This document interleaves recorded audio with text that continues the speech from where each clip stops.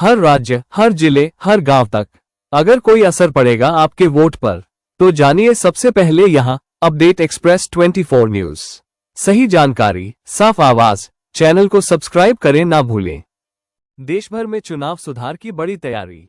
भारत निर्वाचन आयोग अगस्त-सितंबर 2025 से पूरे देश में विशेष सघन पुनरीक्षण यानी स्पेशल इंटेंसिव रिवीजन शुरू करने जा रहा है।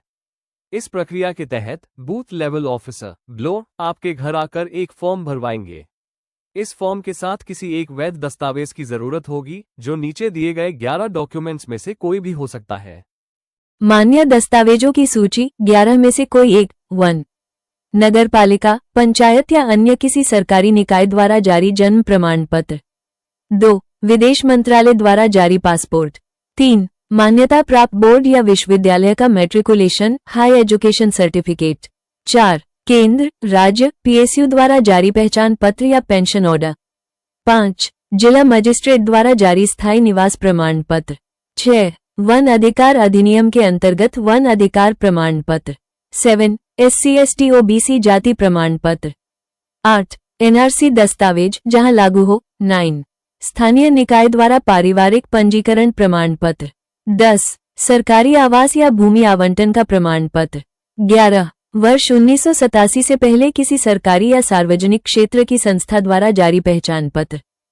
ध्यान दें, आधार, पैन और ड्राइविंग लाइसेंस को स्वतंत्र प्रमाण के रूप में स्वीकार नहीं किया जाएगा। पश्चिम बंगाल के लिए विशेष निर्देश। 2002 की सूची में जिनका नाम पहले से है, उन्हें कोई नया दस्तावेज देने की आवश्यकता नहीं। 2003 से 2025 के बीच जिनका नाम शामिल हुआ, उन्हें ऊपर दिए गए 11 में से कोई एक दस्तावेज देना होगा। बर्थ सर्टिफिकेट को लेकर फैलाई जा रही अफवाहों पर ध्यान न दें। ये 11 वैध डॉक्यूमेंट्स में से सिर्फ एक है और कोई भी एक दस्तावेज पर्याप्त है। 3 श्रेणी के आवेदनकर्ता। 1. 1987 से पहले जन्मे व्यक्ति केवल स्वयं का दस्तावेज देना होगा। 2. 1987 से 2002 के बीच जन्मे व्यक्ति माता या पिता में से किसी एक का दस्तावेज देना होगा। अगर 2002 सूची में नाम है, तो उस पेज की कॉपी ही पर्याप्त होगी। 3. 2002 के बाद जन्मे व्यक्ति माता और पिता दोनों के दस्तावेज लगेंगे। यदि 2002 सूची में नाम है, तो वही पर्याप्त है। ये प्रक्रिया नकली मतदाताओं, बांग्लादेशी घुसपैठियों और रोहिंग्याओं को सूची से हटाने के उद्देश्य से है। अगर आप फिलहाल दूसरे राज्य में रह रहे हैं, घबराएं नहीं, आप ऑनलाइन फॉर्म भर सकते हैं।